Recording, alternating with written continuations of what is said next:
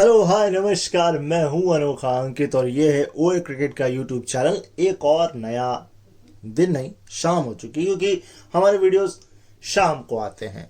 लेकिन जो लोग दिन में देखते हैं उन लोग के लिए दिन तो खैर। हम चल रहे हैं 30 डे स्ट्रीक पर। अब जिस हिसाब से मेरा शो ग्रो कर रहा है, हाँ ऑल दो सब्सक्राइबर और लाइक नहीं आ रहे हैं लेकिन घंटे बढ़ रहे हैं, वॉच आवर बढ़ रहा है। मुझे ऐसा लग रहा है, और वैसे भी क्रिकेट बम्बार्डमेंट की तरह होता है, तो मुझे ऐसा लग रहा है कि मैं इस स्ट्रीक को बढ़ा सकता हूँ। लेकिन यार थोड़ा फिर प्रेशर आ जाता है, मगर एक्साइटमेंट रहती है आप लोगों से मिलने की और ये देखने की कितने व्यू लाइक सब्सक्राइब आए। तो दोनों ही चीजें मतलब 50-50 है। खैर, आज है आखिरी यानी कि वुमेन्स T20 वर्ल्ड कप 2024 के फाइनल के स्टैट्स। केवल स्टैट नहीं, आज आपको हम बताएंगे खिलाड़ियों की जर्नी के बारे में भी, टीमों की जर्नी के बारे में भी। तो थोड़ा वीडियो लंबा होने वाला है लेकिन इंसाइटफुल होगा, स्टार्टफुल होगा, इंस्पिरेशनल होगा, मोटिवेशनल होगा, हार्ट ब्रेकिंग होगा, क्योंकि आपको पता लगेगा किस खिलाड़ी ने किस मेहनत और शिद्दत से ये मुकाम हासिल किया है। ये चीजें once in a lifetime होती हैं जब आप फाइनल खेलते हो, है ना। और जब आप ऐसी चीजें पढ़ते हो, जब आपकी नजरें जाती हैं तो आपको भी अंदर से मोटिवेशन मिलता है।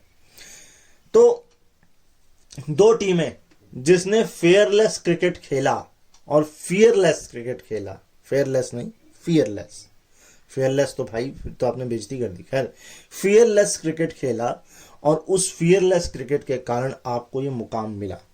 न्यूजीलैंड की अगर मैं बात करूं, पहला असाइनमेंट क्या मिला उनको? इंडिया।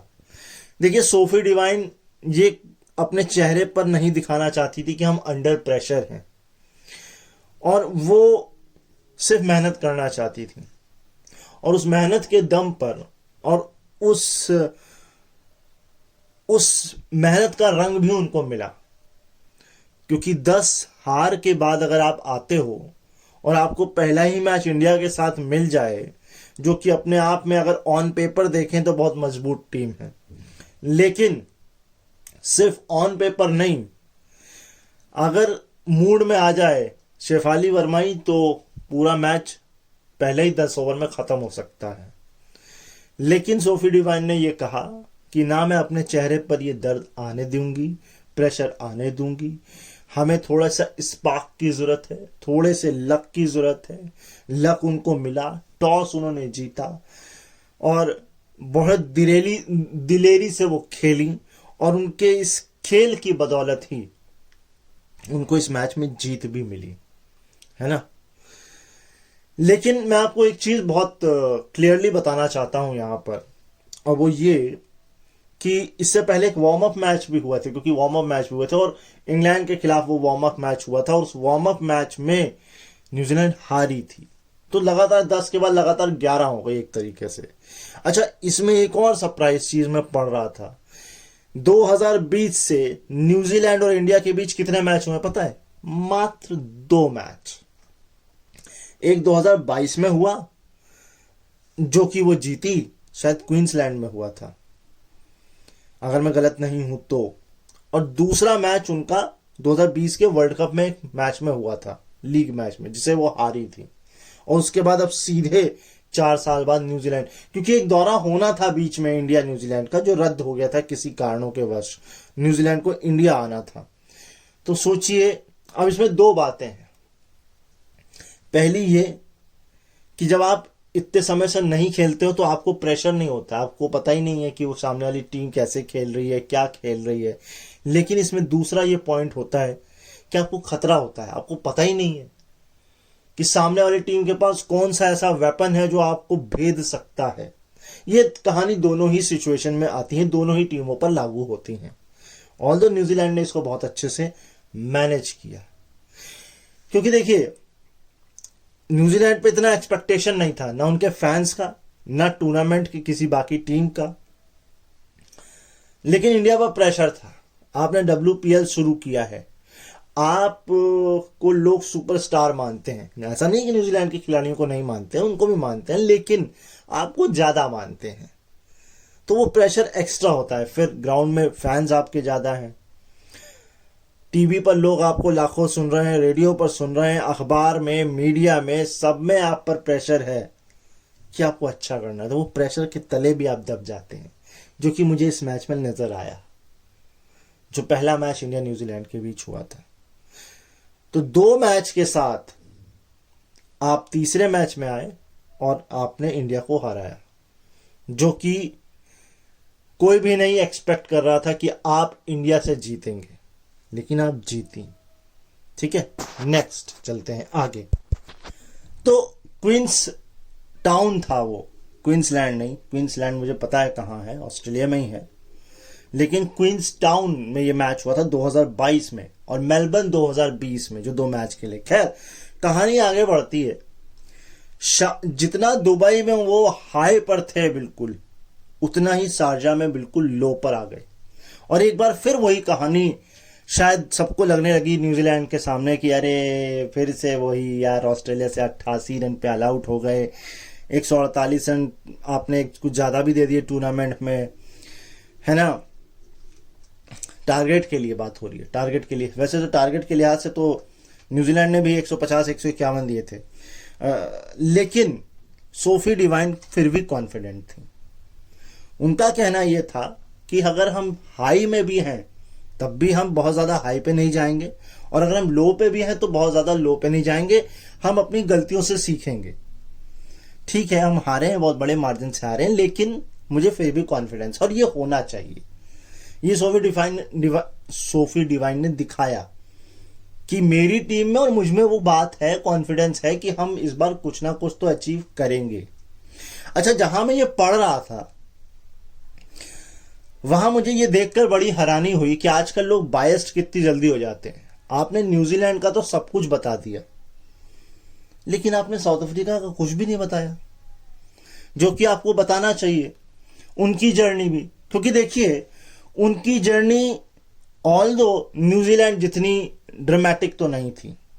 अगर मैं बात करूं उनकी, मतलब थी वैसी कश्मोकश वैसी ही थी, क्योंकि वो साउथ अफ्रीका इंडिया आई थी खेलने टेस्ट सीरीज, T20 सीरीज, उससे पहले वो ऑस्ट्रेलिया खेल रही थी, ऑस्ट्रेलिया में 1 मैच जीती, यहां पर 1 मैच इंडिया में जीती, लेकिन न्यूजीलैंड जैसी कहानी नहीं थी उनकी कि वो लगातार हार के आ रही हूं। ठीक है, पहली चीज। दूसरी चीज, इस वर्ल्ड कप में जीत से आगाज दोनों ने किया। अगर न्यूजीलैंड ने बहुत बड़े मार्जिन से जीता तो साउथ अफ्रीका ने भी वेस्ट इंडीज को एक तरफा मैच में धोया था। ठीक है, इंग्लैंड से फिर वो हारे, इधर वो ऑस्ट्रेलिया से हारे, न्यूजीलैंड। तो कहानी दोनों टीम की सिमिलर ही है। अब आप इसे शब्द आप इस पे न्यूजीलैंड फिट कर लें या साउथ अफ्रीका फिट कर लें, कहानी कश्मोकश सेम ही रहेगी आपके लिए। ठीक है, आगे चलते हैं। अगर बात करें श्रीलंका के मैच से पहले, तो देखिए नेट रन रेट सारी टीमों के लिए मायने था, हर किसी को उसका प्रेशर था, हर कोई उसकी बात कर रहा था। वुलवार्ट ने इस बात को बताया भी, एड्रेस भी किया कि हम नेट रन रेट को ध्यान से देख रहे हैं। लेकिन सोफी डिवाइन तो फिर सोफी डिवाइन थी, वो एक अलग ही लेवल पर आई थी। उन्होंने कहा हम देखे ही नहीं रहे नेट रन रेट, हमारे सामने जो मैच आ रहा है हम उसके हिसाब से, उस प्रोसेस के हिसाब से चल रहे हैं, मतलब जो होगा देखा जाएगा वाला सिचुएशन था कि बस हमें किसी भी तरीके से एक मैच पर फोकस करना है, बाकी रिजल्ट अपने आप आते चले जाएंगे, उस पर हमको ध्यान नहीं देना है, हमको अपने प्रोसेस पर काम करना है। तो ये बात ठीक है, गलत नहीं है और अच्छी अप्रोच है, क्योंकि बहुत आगे का भी सोच कर आप फिर प्रेशर में आ जाते हो। तो वो डिवाइन ने पहले ही क्लियर कर दिया अपनी टीम वालों के साथ, खुद के दिमाग में भी, कि नहीं हम करंट में रहेंगे, हम बहुत आगे की नहीं सोचेंगे। अच्छा, 115 पे 5 श्रीलंका ने हाईएस्ट टोटल अपना बनाया। जब हाफ स्टेज हो गई, क्योंकि चेज करना था न्यूजीलैंड को, तो वहां पर भी जो है प्रेशर नहीं था। अगर प्लिमर जो हैं वो 20 साल की हैं अभी, और 44 गेंद में 53 रन बनाए, ऐसा नहीं है कि नेट रन रेट दिमाग में था या बहुत तेज, नहीं, आराम से खेली, बिल्कुल जहां मारने की जरूरत है मारा, जहां रनिंग बिटवीन द विकेट्स को मेंटेन करना है वो मेंटेन किया। बहुत अच्छा उन्होंने वेल बैलेंस्ड होकर वो मैच खेला।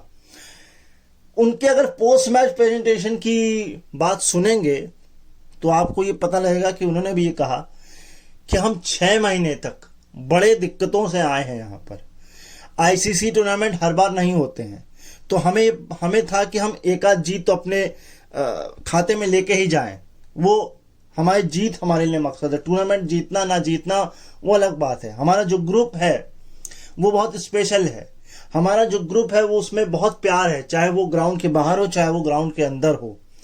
तो हम केवल यहाँ एक ग्रुप के तरीके से खेल रहे हैं, और आईसीसी टूर्नामेंट हमेशा तो होते नहीं है। और देखिए, यही आईसीसी टूर्नामेंट का एक प्यार है, यही एक आईसीसी टूर्नामेंट है जिसके लिए दुनिया पागल होती है। बायलैटरल सीरीज मुझे भी नहीं पसंद आती, और मुझे ऐसा लगता है बायलैटरल सीरीज होनी भी नहीं चाहिए। मैं हर बार यहाँ आकर आप लोगों को ये ज्ञान देता हूँ, कोई तो मेरी बात सुनेगा। जैसे आप लोग कभी तो मेरी बात सुनोगे कि लाइक शेयर सब्सक्राइब करना है। तो खैर, इस जर्नी को थोड़ा और आगे बढ़ाते हैं। इसके बाद कहानी बिल्कुल सिंपल थी। मैच जीतना था और जीत के सेमीफाइनल में पहुंचना था। पाकिस्तान के खिलाफ मैच था। दुबई के पिच पे जो रन बनाया वो बिलो पार था। को पाकिस्तान उसे आराम से चेस कर सकती थी, वो एक बार यहां तक पहुंची भी है। तो अब सोफी डिवाइन के सामने ये था कि उसके बॉलर जो हैं वो काम करें, और उनके बॉलर्स ने वो काम किया। सोफी डिवाइन की आंखों में आंसू थे, क्योंकि लास्ट टाइम जब वो यहां पहुंची थी तो उनको हार का मुंह देखना पड़ा था। 2 बार उनकी टीम रनर अप रह चुकी है ना, क्योंकि सोफी डिवाइन आज से नहीं खेल रही हैं, वो लेजेंड है इस टीम की। वो जब से ये टूर्नामेंट शुरू हुआ है T20 वर्ल्ड कप, तब से खेल रही हैं इसको। तो उनके लिए ये एक इमोशनल मूवमेंट था। तो उन्होंने कहा भी कि मैं जो हूं अब इन खिलाड़ियों को इस मोमेंट को एंजॉय करने देना चाहती हूं, इस मोमेंट को जी लेना देना चाहती हूं, क्योंकि एक खिलाड़ी इन्हीं मोमेंट्स के लिए खेलता है। और हमें पता है कि हम किस सिचुएशन से होकर यहां तक आए हैं। हम पर प्रेशर नहीं था, लेकिन प्रेशर था, क्योंकि हमसे किसी को उम्मीद ही नहीं थी। 2016 में 6 रन से हारे थे। सूजी बेट्स तब कप्तान थी। 4 खिलाड़ी उस टीम के इस टीम में भी थे। डिवाइन, ठीक है, बेट्स, ताहूहू और ली, ये 4 खिलाड़ी 2016 में थे और अभी भी थे। सूजी बेट्स ने बॉलिंग भी कराई, क्योंकि उनको बोला गया कि आप कराइए, हमें आपकी बॉलिंग की, आपके एक्सपीरियंस की जरूरत है। उन्होंने उसको कराया और उसको निभाया और फाइनल में टीम को पहुंचाया। यस। अच्छा, लास्ट जो शो मैंने कल किया था उसमें एक गलती बोली थी। एक खिलाड़ी का नाम लिया था इंडिया की, और मैंने कहा था ये हॉल ऑफ फेम में नहीं, वो नीतू डेविड है, क्योंकि एलिस्टर कुक और नीतू डेविड ही आई थी फाइनल में ट्रॉफी लेकर के यहाँ पोडियम पे रखने के लिए, क्योंकि दोनों हॉल ऑफ फेम में शामिल किए गए थे, एलिस्टर कुक और नीतू डेविड। खैर, वुमेन्स इंटरनेशनल में सारे फॉर्मेट में मिला करके सबसे ज्यादा मैचेस किसने किसने खेले हैं? शार्लेट एडवर्ड्स 309, ये इंग्लैंड की लेजेंड है, इनके नाम से ट्रॉफी भी चलती है। मुंबई इंडियंस जो WPL है उसकी कोच हैं, शायद अभी भी हैं। 316 हरमनप्रीत कौर, 322 एलाइस पेरी भी लोग बोलते हैं, एलिस पेरी, एंड 333 मिताली राज, और अब नंबर 1 334 मैच के साथ सूजी बेट्स। कितना ज्यादा एक्सपीरियंस है। और ये एक अंतिम टूर्नामेंट होगा। डिवाइन, ताहूहू, सूजी बेट्स और एमिलिया कर शायद नहीं, एमिलिया कर कभी खेलेंगी, लेकिन डिवाइन, बेट्स और ताहूहू, ये 3 तो मेरे ख्याल से ये फाइनल था, अब आपको नहीं दिखेंगी। हाँ, ऑल्दो अगले 1 साल तक धीरे धीरे करके लोग रिटायरमेंट्स लेंगे। डिवाइन ने तो कप्तानी छोड़ दी है, ऑल्दो उन्होंने तो ऑलरेडी कह दिया था ये मेरा आखिरी असाइनमेंट है एज ए कैप्टन। तो ये है। चलिए, एमिलिया कर तो अभी बहुत छोटी है मेरे ख्याल से 2021 में वो 21 साल की थी। उनकी कहानी मैंने पढ़ रहा था, छोटी सी मैं थी, मैं उनकी स्टोरी में आपको सबकी स्टोरीज जो मैंने पढ़ी है वो आपको धीरे धीरे आज एपिसोड लंबा होगा, और आपके लिए मैंने कहा है आज इंसाइटफुल और बहुत ही बेहतरीन एपिसोड है, ज़रूर सुनिएगा और पसंद आएगा तो आप प्यार ज़रूर देंगे।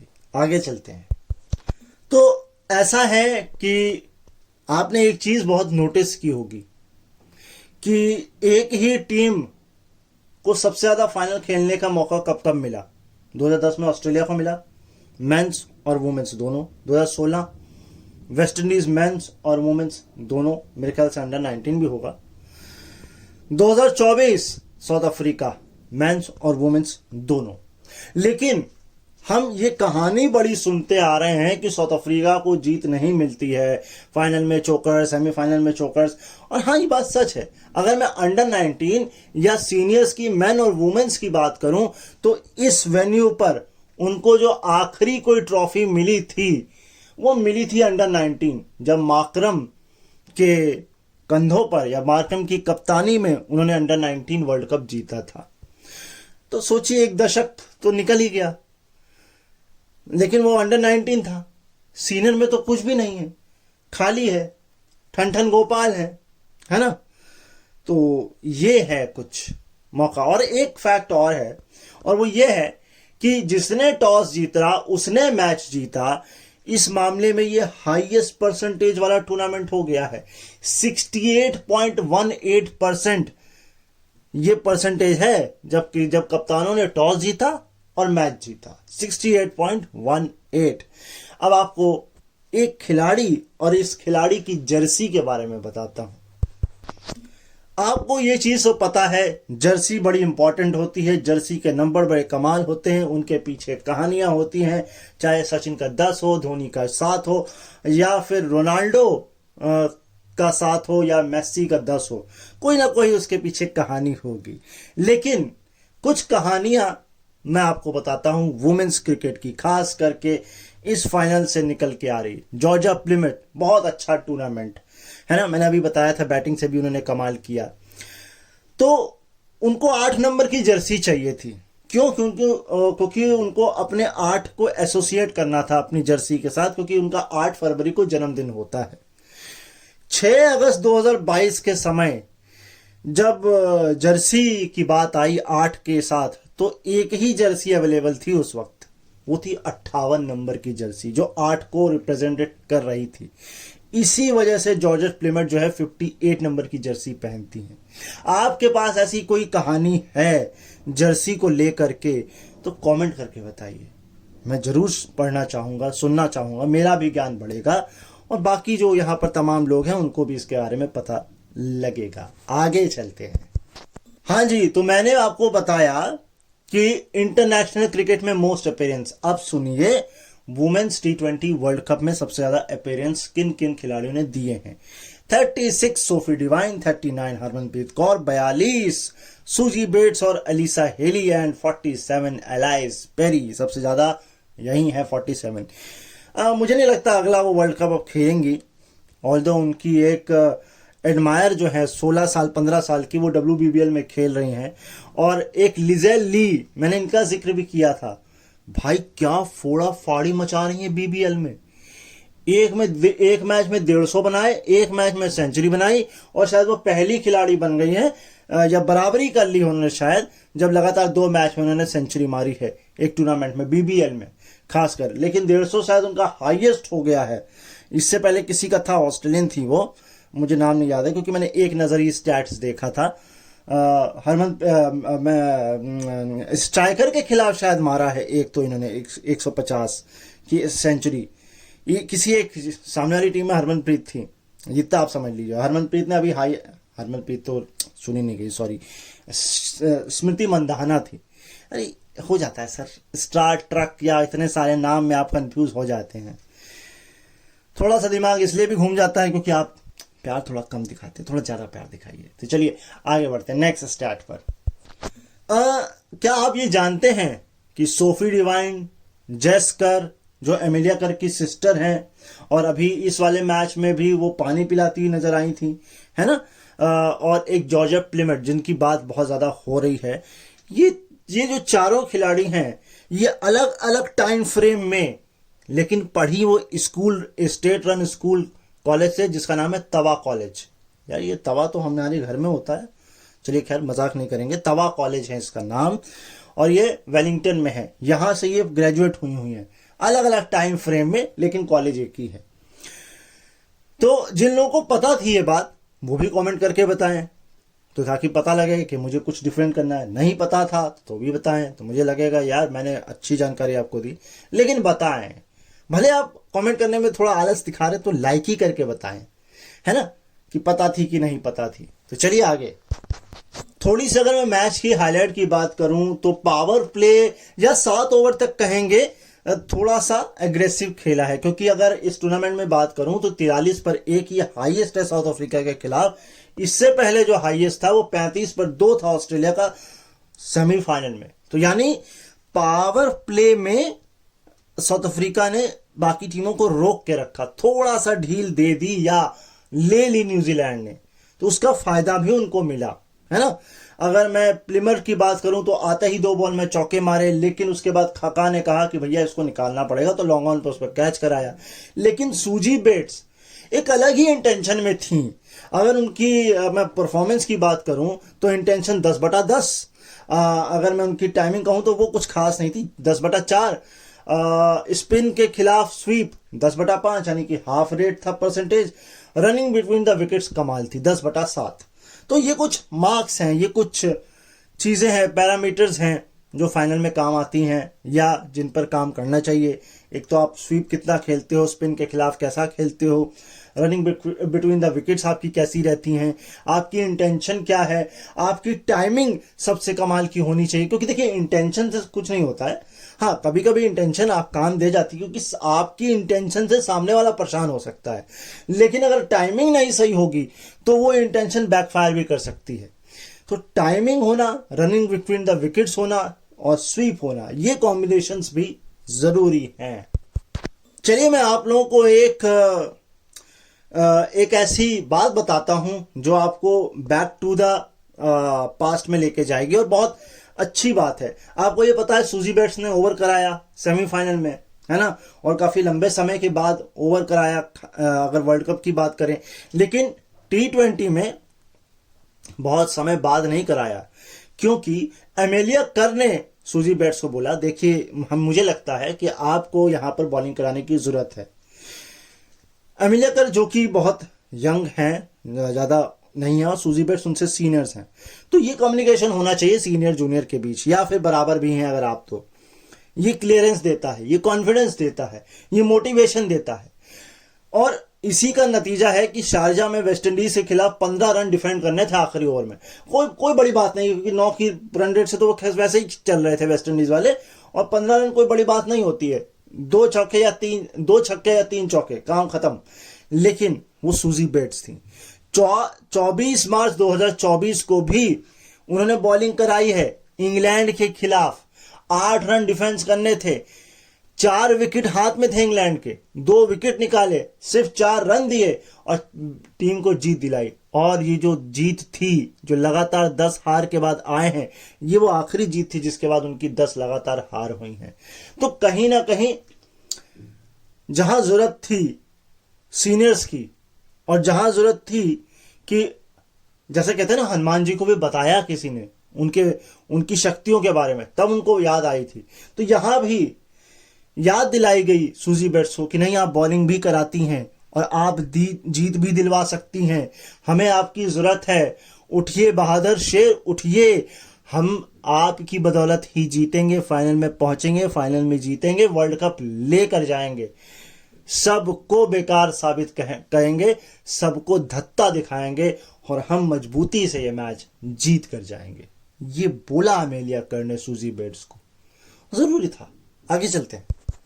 जैसे कि मैंने एक खिलाड़ी के बारे में बताया, सूजी बेट्स के बारे में शायद बताया था कि एमेलिया कर, मेरे ख्याल से सूजी बेट्स था। अब जान लीजिए सोफी डिवाइन के बारे में। इनकी जो इंटेंस थी वो 10/7 थी, यानी कि ठीक कहेंगे 70% कह सकते हैं आप। टाइमिंग हाफ थी, उनसे बढ़िया थी, वो 4 थी तो ये 5 है। लेकिन अक्रॉस द लाइन वो भी हाफ थी, 10/5 थी। लेकिन सोफी डिवाइन कितना बड़ा विकेट है, ये इस बात से समझिए केवल साउथ अफ्रीका के खिलाफ उनके आंकड़े ये कहते हैं 14 इनिंग में 699 रन्स, 69 का एवरेज, 69.9 यानी कि लगभग 70 का average, and strike rate 138.41, 138.41, half century 7 और एक शतक भी है।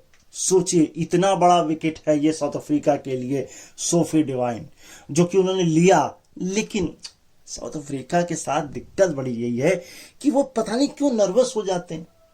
ये नर्वसनेस जब तक नहीं जाएगी आप नहीं जीत पाएंगे, और आपको वो जज्बा दिखाना पड़ेगा जो न्यूजीलैंड ने दिखाया है इस पूरे टूर्नामेंट में। उम्मीद करते हैं आने वाले समय में ये जरूर होगा। आगे चलते हैं। सुने लुइस, इनकी बात करना बहुत जरूरी है क्योंकि इनकी कहानी बड़ी कमाल की है।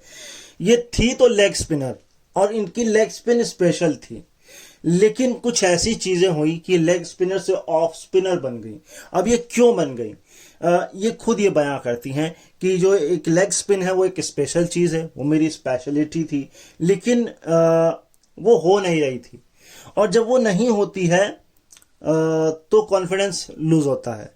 वो कॉन्फिडेंस केवल आपके गेम में ही नहीं आप पर भी हावी हो जाता है, तो फिर आप चीजें एंजॉय नहीं करते हो, और आप जब उससे मूव करने के लिए मूव करते हो कि यार मैं कुछ एंजॉय कर सकूं, कुछ बढ़िया कर सकूं, और वो भी नहीं होता है, तो फिर चीजें बहुत खराब हो जाती हैं।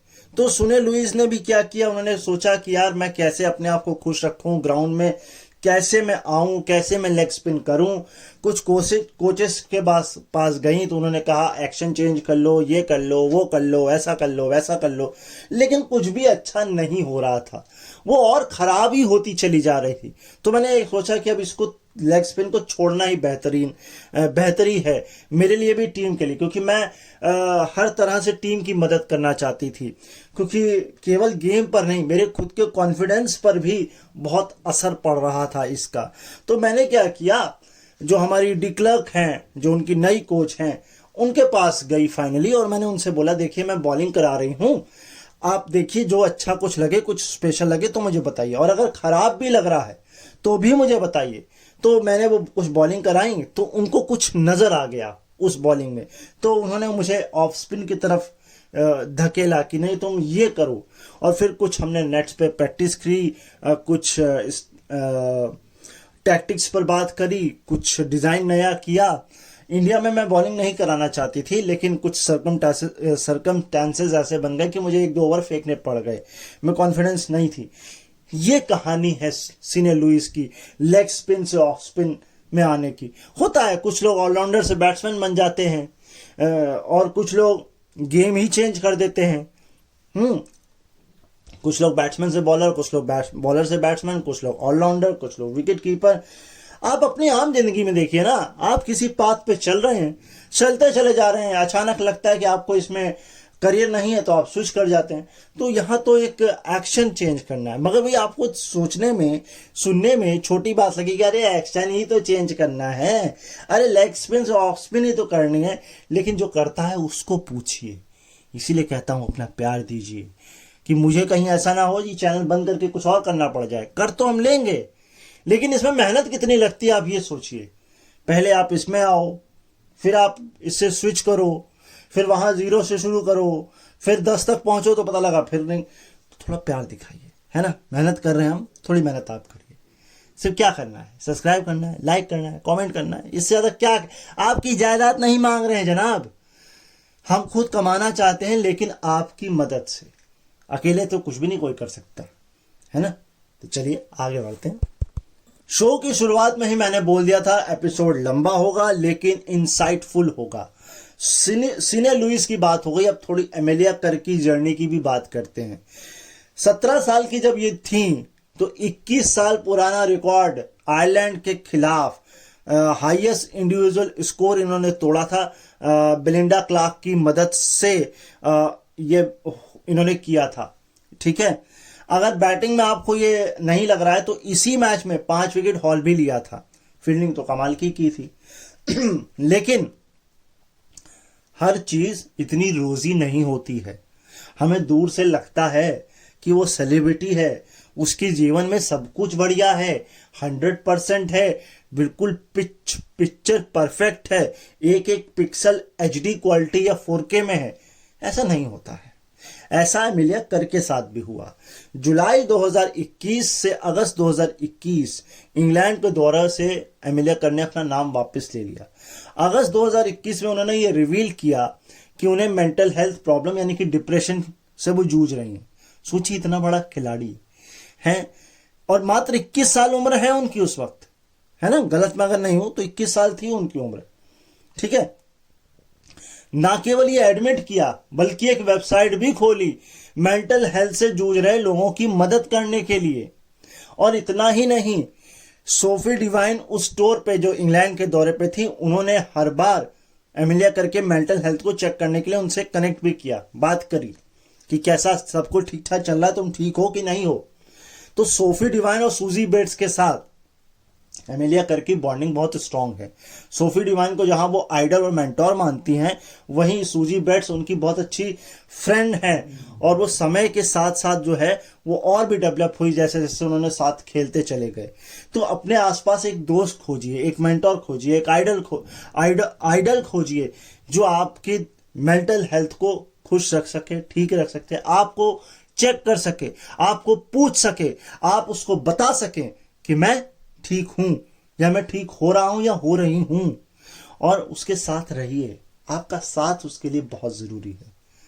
भले आप कितनी भी अपनी खुद में प्रॉब्लम में हो, लेकिन आप उसकी प्रॉब्लम को एक बार सोचें और देखें। ऐसा नहीं कि आप अपनी प्रॉब्लम को दरकिनार कर दें, नहीं, लेकिन एक साथ आपको चाहिए, उसको एक साथ चाहिए आपके।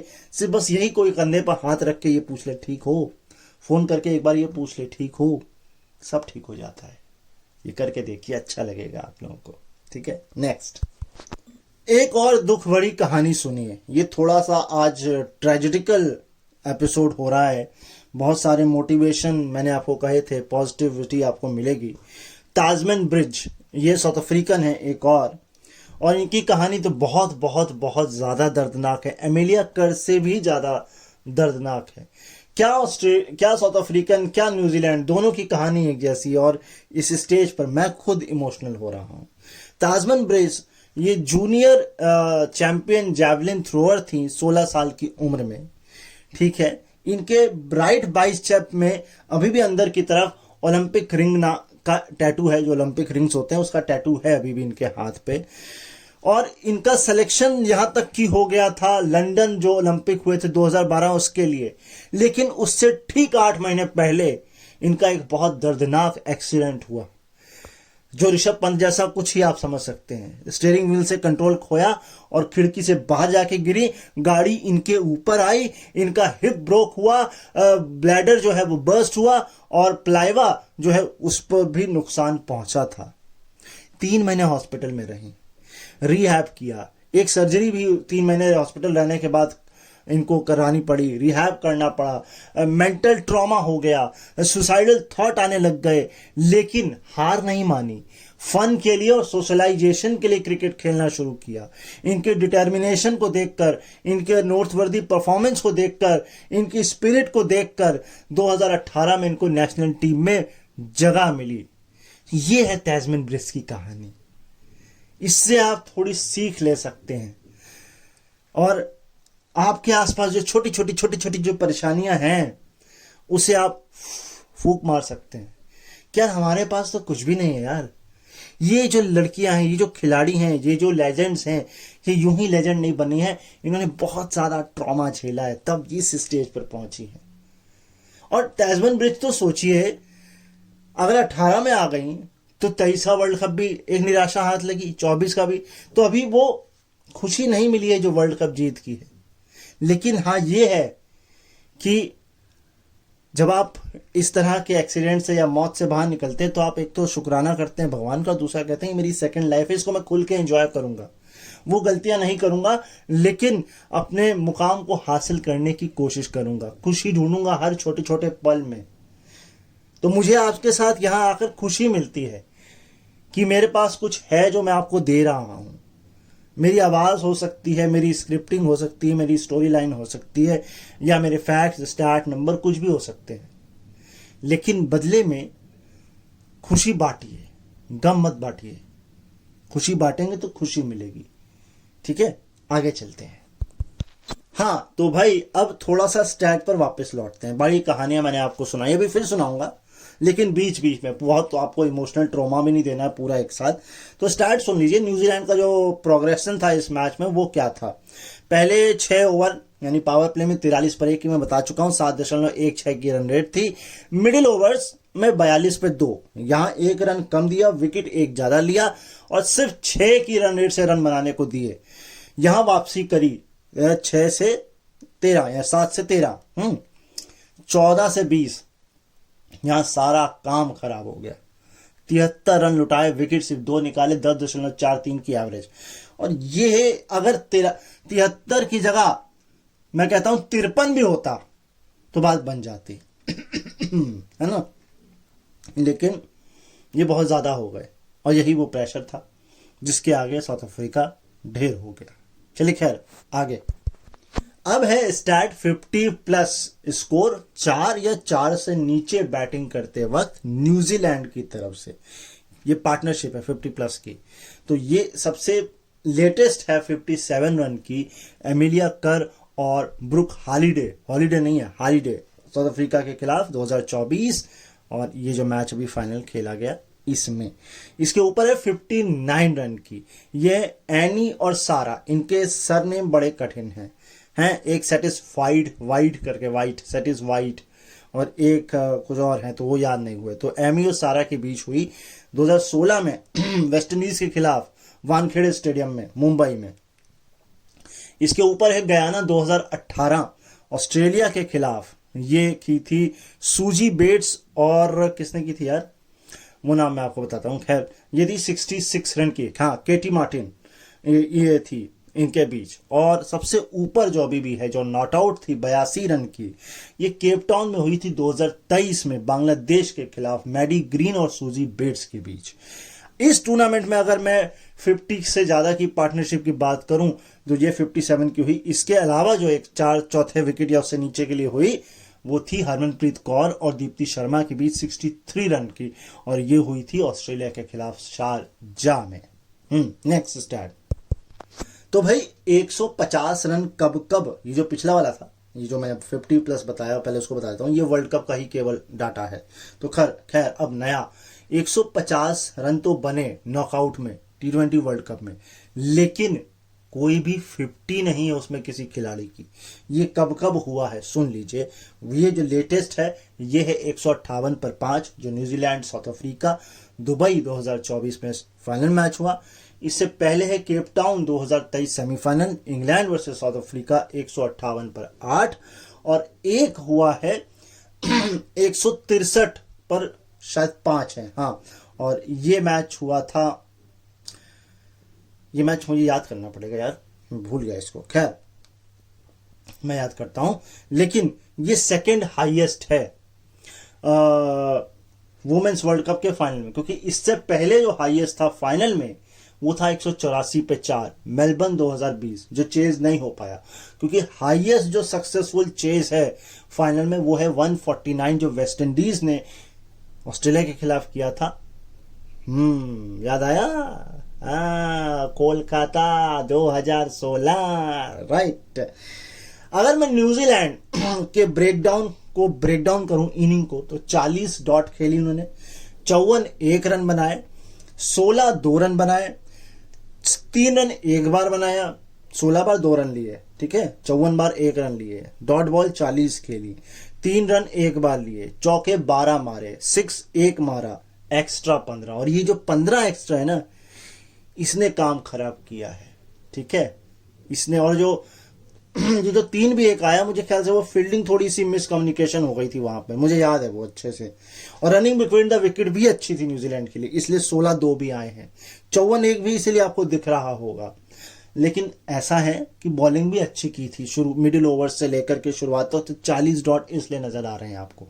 खैर 163 वाला बताता हूं, ये किसके खिलाफ कब कहां आया था। हाँ तो भाई ये जो 163 पर 5 था ये ऑस्ट्रेलिया का था इंग्लैंड के खिलाफ द ओवल 2009 सेमीफाइनल में। अब बेस्ट वर्सेस बेस्ट का एक स्टैट ले लीजिए। साउथ अफ्रीका अपने बेस्ट के साथ पहुंची है फाइनल में। इस मैच से पहले जो उनका एवरेज था बैटिंग में 39.37, स्ट्राइक रेट था 113.51 जो कि सेकंड बेस्ट है, क्योंकि जो फर्स्ट था वो है 115.14 जो इंग्लैंड का था। लेकिन ये तो हो गई बेस्ट बैटिंग की बात। न्यूजीलैंड का बेस्ट बॉलिंग था, यानी कि इधर से बॉलिंग बढ़िया और उधर से बैटिंग बढ़िया। एवरेज था 13.58 सॉरी 13.5 का 13.58, लेकिन स्ट्राइक रेट था 13.9 यानी कि 14 का। तो इधर से बॉलिंग बढ़िया हो रही, उधर से बैटिंग बढ़िया हो रही। अब जीतेगा तो कोई एक ही ना, अब बैटिंग जीत जाए बॉलिंग। अब देख लीजिए बॉलिंग ही जीती, क्योंकि साउथ अफ्रीका ने भी बॉलिंग बढ़िया कराकर ही रिस्ट्रिक्ट किया, ऑल्दो बाद में बैटिंग जीती। इधर साउथ अफ्रीका ने स्टार्टिंग बैटिंग से बढ़िया करी, लेकिन उसके बाद उनकी बॉलिंग बढ़िया हो गई। तो यानी बिल्कुल बराबरी का मैच हो, इसे आप एक तरफा तो नहीं कह सकते। अगर वो एक पर भारी हुए तो ये पहले हल्के रहे, फिर जब ये भारी हुए तो वो, तो मतलब सीसॉ का गेम था, कभी कोई ऊपर कभी कोई नीचे। चलिए हम आगे चलते हैं, बहुत लंबा नहीं तो शो हो जाएगा, है ना। आगे चलते हैं।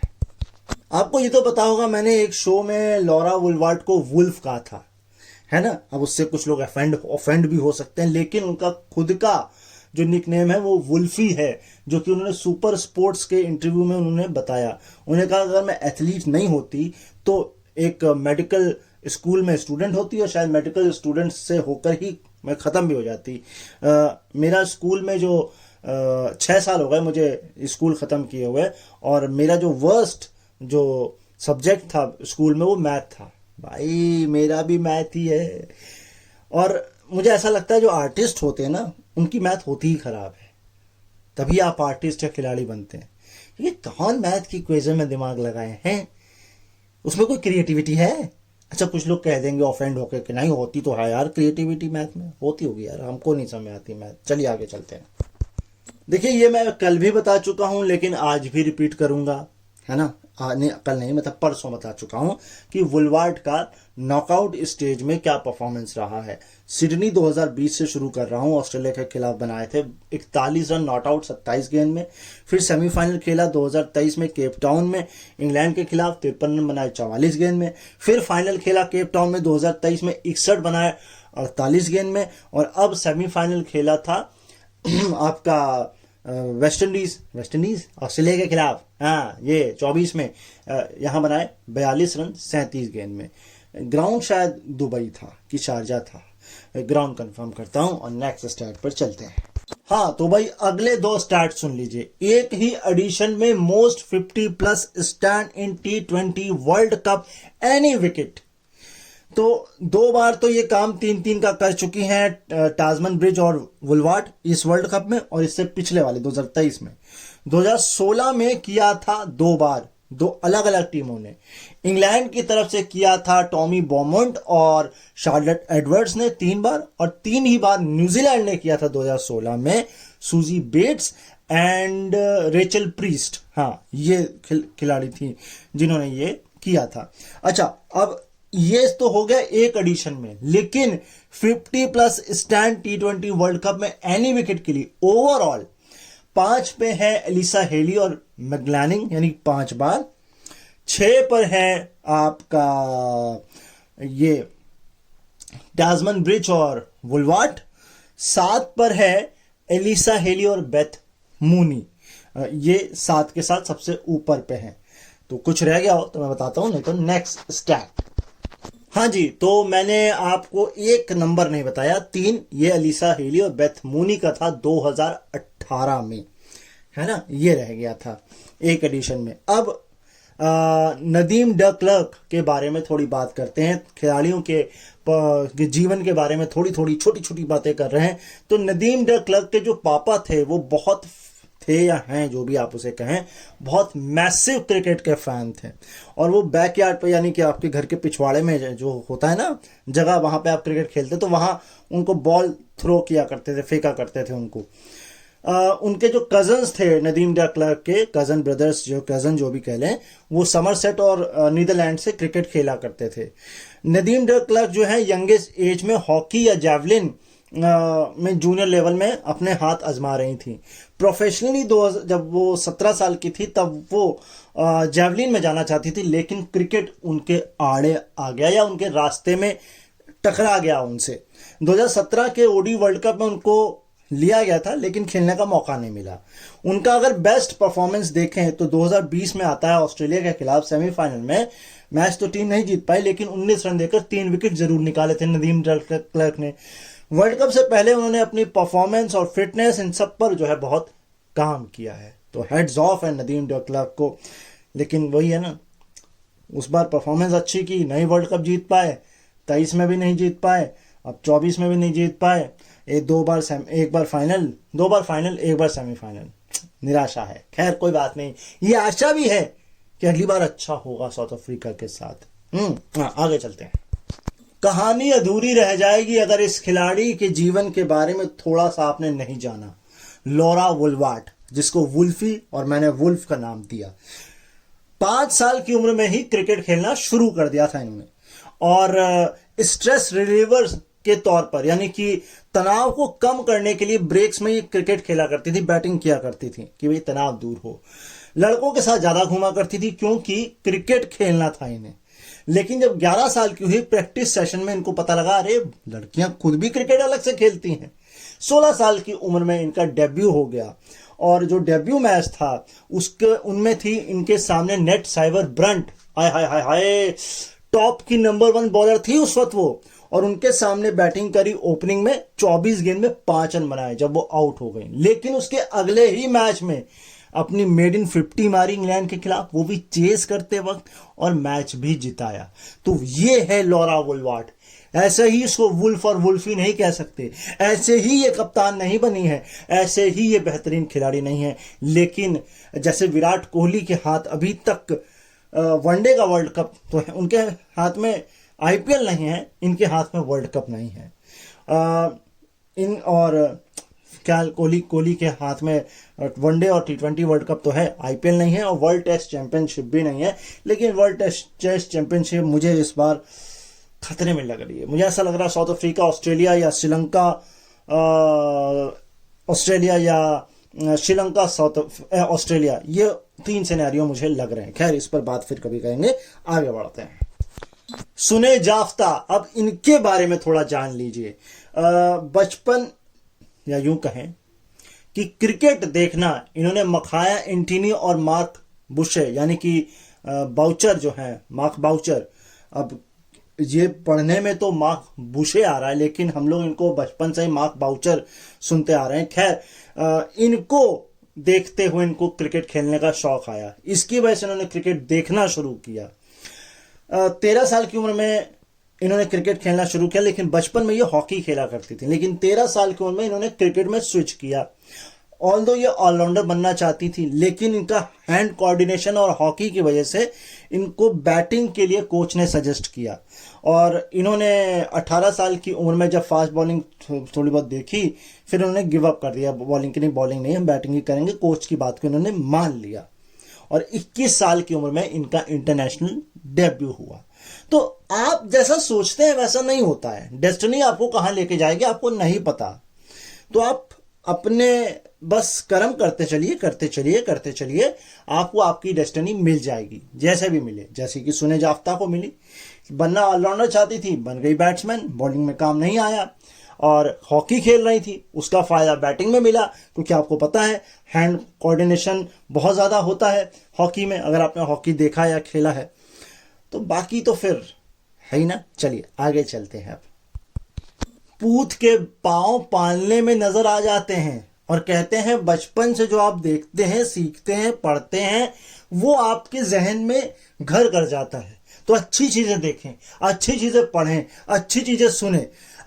सूजी बेट्स ने भी बोला कि बचपन में उन्होंने अपने भाइयों को बास्केटबॉल, क्रिकेट खेलते अपने दोस्तों के साथ वो बड़ी हुई हैं, इससे उनको शौक पड़ गया।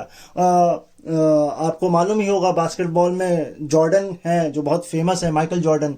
उनके फैन जो थे, उनके भाई थे, उन्होंने वेस्ट इंडीज के खिलाफ जब मैच जीता तो सूजी बेट्स ने बताया कि यस, मुझे भी बास्केटबॉल पसंद है, मुझे भी माइकल जॉर्डन पसंद है। और उन्होंने ये भी बताया कि मेरी मम्मी जो है मेरे भाई को सुबह जल्दी स्कूल जाने से पहले मैच देखने को देती थी जब वो टीम जीता करती थी, शिकागो बुल्स के हर मैच देखते थे उनके भाई, कोई भी मैच नहीं छोड़ते थे। ओफ, मेरा भी कुछ ऐसा ही बचपन है, लेकिन अभी ये शो थोड़ा लंबा हो रहा है। इसकी कहानी मैंने एक एपिसोड में की हुई है, माई चाइल्डहुड मेमोरीज करके एक है टाइटल, जाके चेक करिएगा, मिल जाएगा। और डिटेल जानना चाहेंगे तो मैं ज़रूर आप लोगों को बताऊंगा, लेकिन अभी समय की कमी है यार, मुझे ये शो पोस्ट भी करना है समय से, और आज शो बहुत लंबा भी हो गया है ना, तो थोड़ा जल्दी जल्दी आगे बढ़ते हैं। एक और जर्नी सुनिए, और ये है सोफी डिवाइन की जर्नी। उनको बचपन में हर स्पोर्ट्स पसंद था। क्यों? क्योंकि वो अपने भाई और पापा के साथ शाम को जैसे ही सूरज ढल जाता था हर गेम खेलती थी, हर गेम में उनका साथ देती थी। वो यहां तक कि हॉकी और क्रिकेट एक साथ नेशनल टीम में खेल रही थी भाई। वो ब्लैक स्टिक, जैसे कि ब्लैक कैप्स कहते हैं, व्हाइट फर्न्स कहते हैं, वैसे ही ब्लैक स्टिक्स कहते हैं न्यूजीलैंड की वुमेन्स की हॉकी टीम को, या हॉकी टीम को आप कह सकते हैं। तो वो नेशनल टीम को अपनी रिप्रेजेंट करना चाहती थी, वो भी ओलंपिक्स में, बीजिंग 2008 में। बस थोड़े से मार्जिन से चूक गई, लेकिन ठीक 1 साल बाद उनको इंटरनेशनल प्रोफेशनल क्रिकेट का मौका मिल गया, कॉन्ट्रैक्ट मिल गया, या मैच मिल गया, या टूर्नामेंट मिल गया, तो डेस्टिनी वहां ले गई उनको। और आज देखिए ना, कहां है सोफी डिवाइन, और क्या है सोफी डिवाइन। ये न्यूजीलैंड के हर बच्चे के जबान पे होना चाहिए, और होगा। नॉट ओनली क्योंकि हमारी जो दूसरी सबसे फेवरेट टीम है इंडिया की, वो भी न्यूजीलैंड है। और अगर हमें जितना दुख है साउथ अफ्रीका के हारने का, उतनी ही खुशी भी है न्यूजीलैंड की जीतने की। इसकी मैं 101% गारंटी देता हूं आपको। और जो मैच इंडिया जीता था मेंस T20 वर्ल्ड कप में भी, वहां पर भी दिल टूटे थे, मेरे भी टूटे थे, क्योंकि मुझे मालूम है इंडिया तो 2007 में एक बार वर्ल्ड कप जीत चुकी है, लेकिन साउथ अफ्रीका कभी नहीं जीती। वो दर्द था, वो दर्द महसूस, लेकिन वो खुशी भी थी कि इतने लंबे वक्त के बाद, 13 साल के या 14 साल के बाद भारत ने जो है वर्ल्ड कप जीता है। और अगर T20 वर्ल्ड कप, वैसे तो हमने 13 साल बाद जीता, अगर मैं गलत हूं क्या, मेरी मैथ कमजोर है, देखिए 7 से 7 होता है 7, 17 साल बाद, 17 साल बाद T20 वर्ल्ड कप, और 13 साल बाद वर्ल्ड कप, क्योंकि 11 में जीता था ना, राइट। और उससे भी आईसीसी ट्रॉफी तो तकरीबन 7 और 4, 11 साल बाद, क्योंकि 13 में हमने चैंपियंस ट्रॉफी जीती थी शायद, याद करिए, उसके बाद नहीं जीती थी। तो आईसीसी टूर्नामेंट हमने जीता 11 साल बाद, वर्ल्ड कप जीता जो कि 11 साल बाद, नहीं 11 नहीं, 11 कैसे हो गए, 13 हो गए, हाँ 13। और T20 वर्ल्ड कप जीता 17 साल बाद। अब आगे चलते हैं, इतनी मैथ कमजोर है यार, कैसी बात करते हो, आगे चलते हैं। मैडिसन कैप एक रिनाउंड ऑलराउंडर, लेजेंड, वो इस साल रिटायर होना चाहती थी, लेकिन क्रिकेट और डायरेक्टर जो CSA के हैं, यानी क्रिकेट साउथ अफ्रीका के, उनके साथ एक मीटिंग हुई, उन्होंने उनको मोटिवेट किया कि नहीं यार, ये टूर्नामेंट और खेल लो फिर। लेकिन खेला उन्होंने, और जो खुशी वो चाहती थी वो तो नहीं मिली, लेकिन ठीक है, खेला, कोई बात नहीं, ये निराशा हाथ लगती है। लेकिन उनकी जो उन्होंने जो किया है टीम के लिए, देश के लिए, वो कोई भुला नहीं सकता है ना। तो मैडिसन कैप के लिए जोरदार आप लोग घर पे बैठ के अपने जहां भी सुन रहे हैं क्लैप जरूर करिएगा, है ना। आगे चलते हैं। सुने जाफ्ता, ये हम बात कर चुके हैं, और ये आपको बहुत इमोशनल करने वाली है, ये बहुत ध्यान से सुनिएगा। और अगर आप इस दौर से गुजर रहे हैं, या आपका कोई इस दौर से गुजर रहा है, तो प्लीज उसे भी समझाने की कोशिश करिएगा। सुने जाफ्ता ने ये BBC को दिया था पिछले साल, LSM मिचेल को इंटरव्यू, और ये मैंने शायद इंटरव्यू सुना भी हुआ है ना। तो वो बताती हैं कि जब मैं यूनिवर्सिटी में थी तो मैंने पहली बार पीना शुरू किया था, ड्रिंकिंग हैबिट शुरू हुई थी, और मैं से ही फन के लिए मैंने शुरू किया था। लेकिन ये फन जो है कब मेरी नेसेसिटी बन गया, कब मेरी ज़रूरत बन गया, मुझे पता नहीं चला। मैं रेगुलर पीने लग गई, हर इमोशन में पीने लग गई, खुशी में, गम में, और ये एक आदत सी बन गया, ज़रूरत बन गया। तो कोविड के बाद इनको रियलाइज़ हुआ कि यार ये तो मेरा केवल वीकेंड होता था, अब ये रेगुलर का हो गया है। यानी पहले केवल वीकेंड, सैटरडे, संडे, लेकिन अब रेगुलर ही हो गया है। मैं पीती ही चली जा रही हूँ। मुझे हर चीज़ को कोप करने के लिए पीना है, कुछ भी करना है पीना है। तो मेरा डॉक्टर जो है, लास्ट ईयर जब हम आयरलैंड के दौरे के लिए जा रहे थे, तो मेरे डॉक्टर ने आके मुझको बोला, साउथ अफ्रीका टीम के, कि तुम ये जो कर रही हो ना, ये ठीक नहीं है। तो मैंने उनको बोला, सर क्या बात कर रहे हो, क्या ठीक नहीं है? ये डाउन टाइम होता है टिपिकल एथलीट के लिए कि भैया, लेकिन वो मेरा डाउन टाउन ना होकर के वो रेगुलर टाइम हो गया था। खैर, फिर मैंने जब अक्टूबर 2023 में एक साल पूरे बिल्कुल सॉवरेंटी यानी कि बिल्कुल ड्राई कर दिया, छोड़ दिया, तो इन्हीं और मेरे खिलाड़ियों ने भी आके बोला कि सुने, तुम अपने करियर के साथ अगर ये छोड़ोगे नहीं, ये आदत नहीं छोड़ोगी, तो तुम अपना करियर खराब कर लोगी। और मुझे फर्क ही नहीं पड़ रहा था। अरे मैंने तो खरीद लिया, मैं तो इतने दूर आ ही चुकी हूं, और क्या खराब होगा। लेकिन मैंने छोड़ी। अक्टूबर 2023 में इस टीम के साथ समय बिताया, उन टीमों के साथ मैंने अपना समय बिताया जो मेरे ड्रिंकिंग हैबिट के साथ भी मेरे साथ थे, और मैं आज इस मोमेंट को शेयर कर रही हूँ। मुझे बड़ी खुशी है, मैं छोड़ चुकी हूँ और मैं खुश हूँ। बहुत अच्छी बात है, ये बहुत अच्छी है। देखिए, पीना सोल्यूशन नहीं है और पीने से कुछ भी नहीं होने वाला, ठीक है? आपको ठीक लग सकता है, आपको अच्छा लग सकता है, मगर वो आपके करियर को, आपकी हेल्थ को, आपके सराउंडिंग्स को, सबको बर्बाद कर सकता है। इवन आपकी मनी, आपके घर, आपके हर चीज़ वो बर्बाद करता है। तो ये एक एडवाइस है मेरी, नहीं ना सही, इस खिलाड़ी की सुन लीजिए और इनको एडमायर करिए, क्योंकि आईसीसी ने भी ये कहा है कि आधे से ज्यादा खिलाड़ियों को और टीमों को सोशल मीडिया पर अब्यूज मिलते हैं, डेथ थ्रेट मिलते हैं। क्यों देते हैं यार आप? वो क्या बिगाड़ रहे हैं? ठीक है, हार जीत लगी रहती है। आप सेक्सुअल अब्यूज करते हैं, आप फिजिकल अब्यूज करते हैं, आप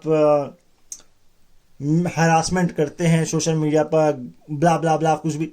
अरे उनके शूज पर 1% भी रख के तो देखिए कदम।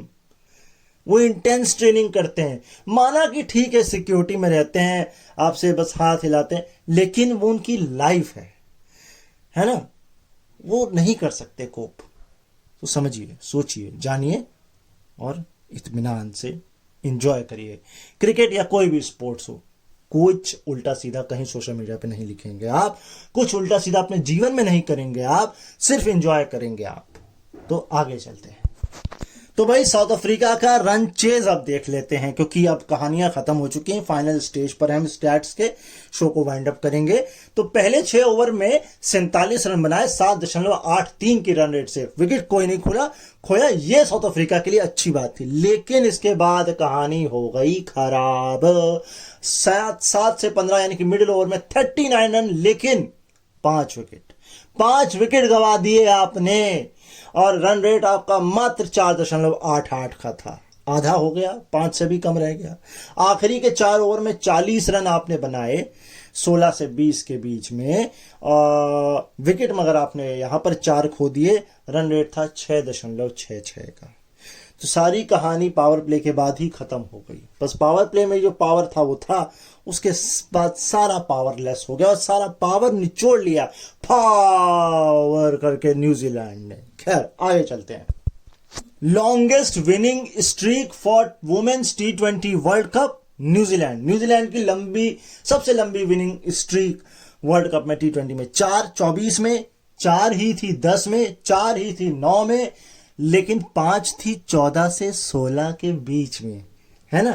तो ठीक है, जब भी वो जीतती हैं तो लंबे तरीके से जीतती हैं, स्ट्रीक में खेलती हैं, तो भैया ठीक है, अच्छी बात है, बहुत अच्छी बात है ना? चलिए आगे। हाँ भाई, अगला स्टैट ये कहता है कि टीम लगातार 2 बार फाइनल कप का भारी। एक तो साउथ अफ्रीका हो गया 23-24, है ना? एक हो गया 12 और 14 इंग्लैंड, एक 9 और 10 न्यूजीलैंड। यही है दो जो लगातार हारे हैं। अच्छा, अब है डबल ऑफ 40 और 2 विकेट, है ना। ये कब कब लिया गया है, वुमेन्स T20 में, वर्ल्ड कप में ही है शायद। तो 2 के साथ तो कई खिलाड़ी हैं, जैसे कि एमिलिया कर हैं, स्टेफानी टेलर हैं, सूजी बेट्स हैं, डिएंड्रा डॉटन हैं, लेकिन हेली मैथ्यूज 3 है, यानी कि 40 रन और 2 विकेट मोस्ट ऑफन, यानी कि ले ही लेते हैं, आमतौर सी बात है इनके लिए। आगे भाई, मैंने शायद डिएंड्रा डॉटन का नाम नहीं लिया, तो डिएंड्रा डॉटन भी 2 के साथ हैं, और ये वर्ल्ड कप का है स्कोर, है ना। T20 में डिएंड्रा डॉटन 2 है, हेली मैथ्यूज 3 है, एमिलिया कर, सूजी बेट्स और स्टेफानी टेलर ये सब 2-2 पे हैं। अब मैं आपको एक कमाल का स्टैट बता रहा हूं, इसमें से 2 ही खिलाड़ी हैं, इससे पहले सिर्फ एक थी, अब ये दूसरी आई हैं। ये है एक ही मैच में 40 रन भी, 3 विकेट भी और 1 कैच भी। क्या संयोग है। तो ये किया है एमिलिया कर ने, अब जब उन्होंने 43 रन भी बनाए, 24 रन देकर 3 विकेट लिए और 1 कैच भी लिया न्यूजीलैंड की तरफ से साउथ अफ्रीका के खिलाफ, फाइनल दुबई 2024। तो इससे पहले एक ही बार किया था ये काम हेली मैथ्यूज ने, और ये किया था श्रीलंका के खिलाफ सेंट लूसिया में 2018 में, और तब इन्होंने बनाए थे 62 रन, 16 रन देकर 3 विकेट लिए थे और 1 कैच भी पकड़ा था। ये स्टैट मैंने आपको शायद कल भी बताया था, आज रिपीट कर रहा हूं क्योंकि 2 नाम इसमें इंक्लूड हो चुके हैं। और ये है एक एडिशन में T20 वर्ल्ड कप में सबसे ज्यादा विकेट्स। नीचे से शुरू कर रहा हूं, सोफी एकेल्स्टन, है ना, ये इन्होंने किया था 2023 में इंग्लैंड की तरफ से 11 विकेट। जूलिया हंटर 2012 ऑस्ट्रेलिया की तरफ से 12 नो, ये माबा है, मैं नाम पूरा नहीं बोल पाऊंगा इनका, नॉन किलो माबा ये नाम है, 2024 साउथ अफ्रीका की तरफ से 12 विकेट। 13 के साथ मैगन शुट, ये है 13 2020 में ऑस्ट्रेलिया की तरफ से, और 13 पे ही हैं एना स्रपशॉल 2014 इंग्लैंड की तरफ से, लेकिन नंबर 1 15 एमिलिया कर। चलिए जी, अब देखते हैं इस 15 के रिकॉर्ड को कौन तोड़ेगा, लेकिन झूलन गोस्वामी नहीं है इसमें, ये मुझे बड़ी निराशा हुई। चलिए आगे चलते हैं यार। अच्छा, मैंने आपको एक स्टैट बताया था ना अभी, 40 रन और 2 विकेट, ये जो एक एमिलिया कर ने किया है, ये एकमात्र ऐसी हैं जिन्होंने ये काम नॉकआउट स्टेज में किया है। अब स्टैट सुनिए, और वो स्टैट ये कहता है कि एक ही एडिशन में मोस्ट 3 विकेट हॉल, तो इसमें 3 बार ये काम कर दिया है अब एमिलिया कर ने इस टूर्नामेंट में। इससे पहले सोफी एकेल्स्टन ने 2023 में 3 बार किया था, और मैगन शट ने 3 बार किया था 2020 में। ठीक है, मेरे ख्याल से लास्ट 2 या 3 स्टैट सब बचे हैं, खत्म हो जाएगा भाई, सब्र कर लो। एमिलिया कर पहली ऐसी खिलाड़ी बन गई हैं जिनको player of the match final में भी मिला और प्लेयर ऑफ द टूर्नामेंट भी मिलना बनता भी भाई। 15 विकेट निकाले हैं भाई, ये कोई छोटी बात थोड़ी ना है, रिकॉर्ड बना दिया है। अच्छा, मैंने अभी आपको बताया था कोई भी बिना 50 के एक पारी का, अब हाईएस्ट एग्रीगेट सुन लीजिए विदाउट 50 T20 वर्ल्ड कप में। नीचे से शुरू कर रहा हूं, 273 था सबसे पहले, वेस्ट इंडीज वर्सेस इंग्लैंड के खिलाफ, पाल 2023, साल से मत जाइए, रन से सबसे कम मैं बता रहा हूं। 278 यानी कि 278 273 के बाद ये ऑस्ट्रेलिया पाकिस्तान का मैच था गयाना 2018 में। 280 ये था कोलंबो RPS 2012 के फाइनल में, ऑस्ट्रेलिया इंग्लैंड।